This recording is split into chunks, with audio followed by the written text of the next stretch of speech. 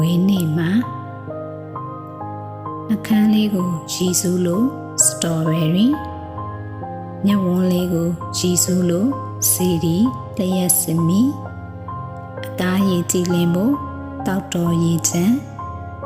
ကိုသိန်းရနံအတွက်စီမီပန်းပြုသမျှကုသိုလ်မြင်ရပါစေဈေးမရောင်းတဲ့ငါအရှင်လေးတွေအသက်ပေးလို့ပါစေဆိုတဲ့စိတ်နဲ့လှော်မယ်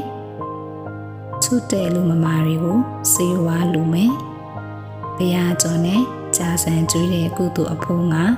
မင်းတယောက်ဘေးဘုရားကျော်ပြီးကြာဆန်ရမှာပါ